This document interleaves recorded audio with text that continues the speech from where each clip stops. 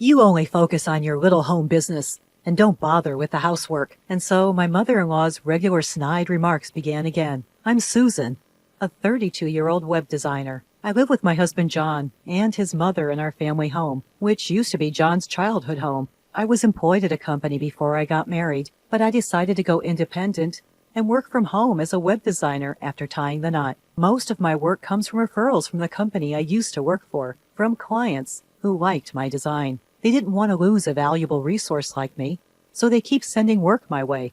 This setup is beneficial for both of us. I save on commuting time, and I had also wanted to properly manage my household duties after marriage. Both my former employer and I are satisfied with this arrangement. However, my live-in mother-in-law doesn't seem to find it amusing that I'm working. She's old-fashioned and often says, "It's common sense for a wife to become a full-time housewife and support her husband once she's married." It's different from those old days. Most households have both partners working now. John tries to appease her. "But you're earning the money we're living on. She needs to handle the housework properly," she retorts, seemingly unconvinced. "Your wife's not earning much with that home business of hers, is she?" Mother-in-law doesn't seem to understand my job and always refers to it as a home business. I feel like I'm managing the housework well in between my work, but she's discontented because my way of working is different from the full-time housewife she imagines. Maybe to her, who deeply cares for her only son, I'm the wicked woman who stole her precious son. She's been throwing sarcastic remarks at me since the beginning of our marriage. She seems to dislike everything I do. John told me that she's been relying more on him since his father passed away about 5 years ago. While he does seem annoyed, he also seems happy to be needed by his mother.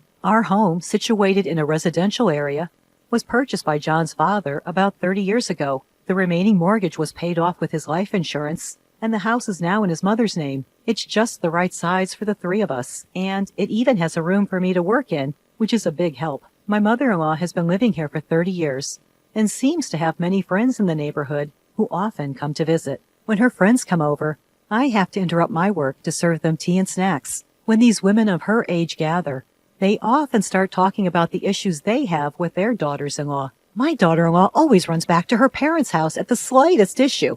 She's here only about half the year. My daughter-in-law spends money like water. My son is having a hard time. We even had debt collectors coming. It was terrible." Listening to these conversations from my workspace, I can't help but chuckle. They're all trying to outdo each other on how bad their daughters-in-law are. They never have anything good to say about them. "The daughter-in-law here is amazing, managing both her work and the housework." When one friend praises me, my mother-in-law doesn't seem pleased. "She's not doing anything great with her work. It's just like a little home business. I wonder how much she's earning." Huh. She intentionally says it loudly enough for me to hear. "Really?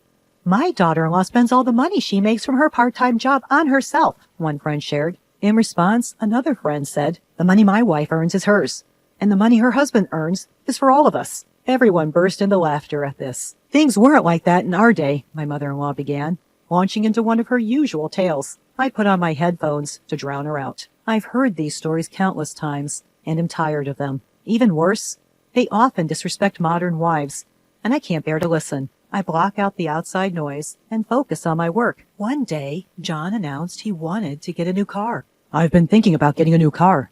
Is that okay?" he asked casually during dinner. "Why do you need your wife's permission to buy a car?" my mother-in-law snapped. John hurriedly tried to placate her. "Well, it's a car for all of us. I can't just decide on my own, can I?" Indeed, buying a car is a big decision that shouldn't be made alone. Still, my mother-in-law wasn't satisfied and continued to argue with him.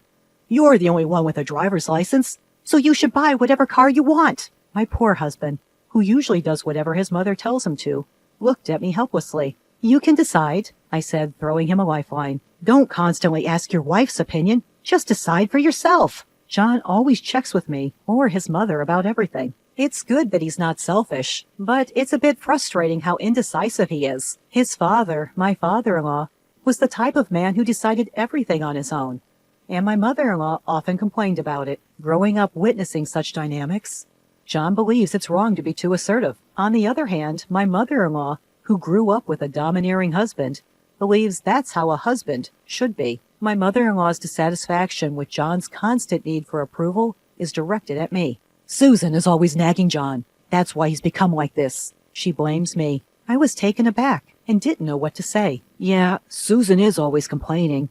That's why I can't make decisions on my own. John joined in, blaming me. But I didn't say anything. I defended myself, but it was pointless. John always takes his mother's side. We've been married for about 2 years, but he's never defended me in front of his mother. When she's not around, he apologizes, saying, "I'm sorry, you're really the most important to me, but I can't trust him anymore. He initially seemed considerate of me, but he never stands up for me. I'm starting to wonder if I need to reconsider our relationship. I'm worried about whether I can continue living with John. Kindness and indecisiveness are different things. I wish he would stand up to his mother." About a month later, John's new car arrived. "The smell of a new car is the best. Let's all go for a drive on my next day off," he said gleefully. His excitement was infectious, and even my mother-in-law seemed happy. "That's a nice car. It must have been expensive, right?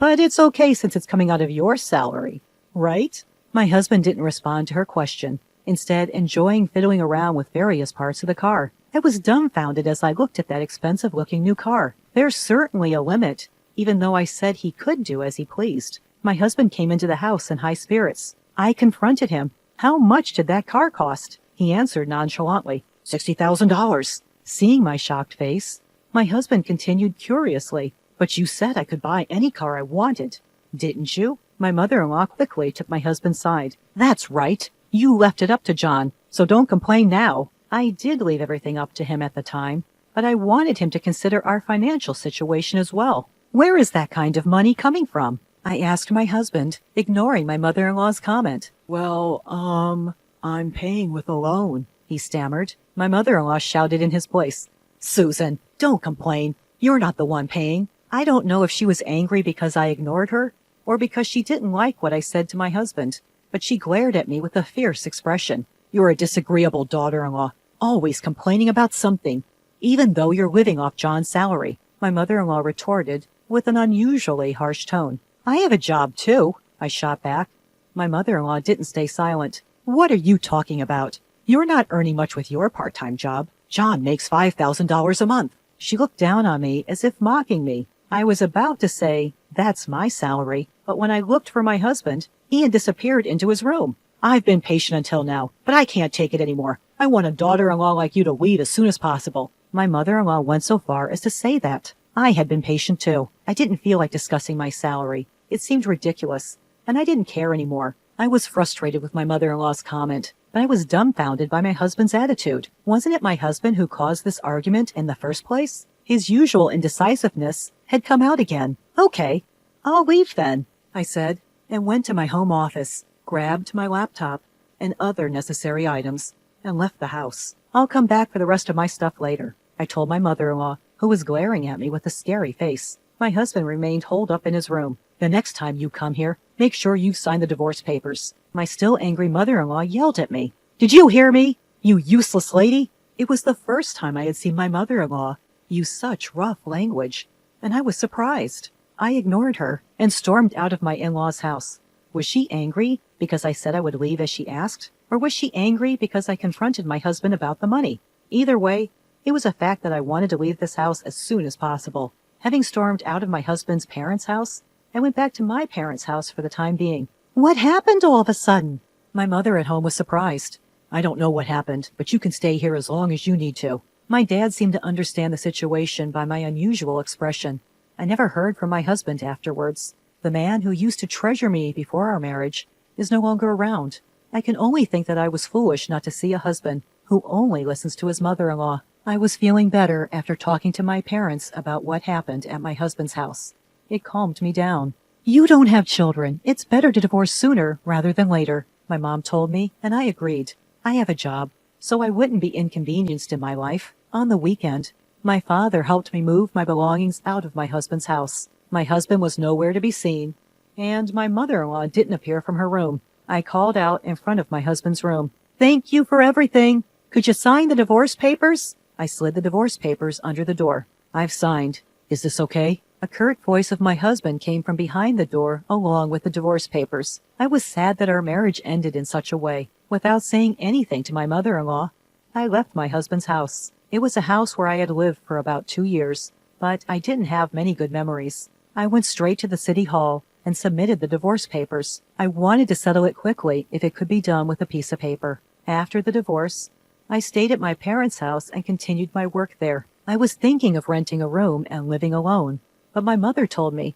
"Please, stay here for a while. It's much safer than living alone." My father was also against me living alone. "John and his mom are strange. They might come to your house." I thought that wouldn't happen, but I felt at ease being with my parents at home. Fortunately, I can work from anywhere, so I decided to live at home for a while. About 2 months had passed, and I had almost forgotten about my ex-husband and ex-mother-in-law when a call came from an unknown number. Who could that be? Maybe it's a wrong number. Thinking that, I didn't answer the call. However, the calls kept coming. Reluctantly, I heard my ex-husband's voice. "Why didn't you answer the phone sooner?" He seemed quite flustered. "Well, it's an unknown number, and besides, we're not related anymore, so I'm going to hang up." As I was about to hang up, he quickly said, Wait. I can't connect my smartphone." "Why is that?" He sounded desperate. "I wouldn't know. You should check with your phone company."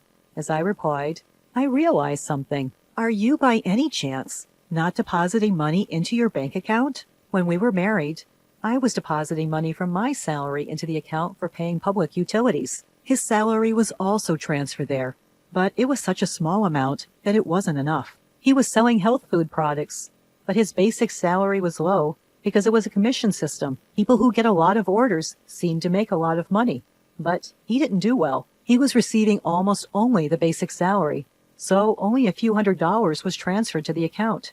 I had been depositing money into the payment account at the end of every month, but for the past 3 months, it was only his salary. The argument about the car and me leaving the house was in the middle of the month. The payment for that new car might have already started. My ex-husband on the other end of the phone fell silent. "I've been managing all this with my own salary. From now on, you'll have to figure it out on your own," I told him. I wanted to say, "Serves you right," but held back and hung up the phone. My ex-husband probably never told his mother how much he earned. His mother didn't realize that ever since our marriage, we'd mostly been living off my salary. John must have been too embarrassed to admit that he earned less than his wife. I've heard that utilities like electricity and water are not easy to shut off. The first thing that gets cut off is usually the cell phone service, I learned. A few days later, on a quiet weekend morning, the doorbell at my house rang loudly. When my dad answered, he was arguing with someone at the front door. "We have nothing to do with you anymore, so leave." Seeing my normally calm father so angry, I knew something was wrong, and my mom and I headed towards the entrance. "I just want to see Susan," a voice demanded. Hearing my ex-mother-in-law's voice made my heart pound, just as my dad had predicted.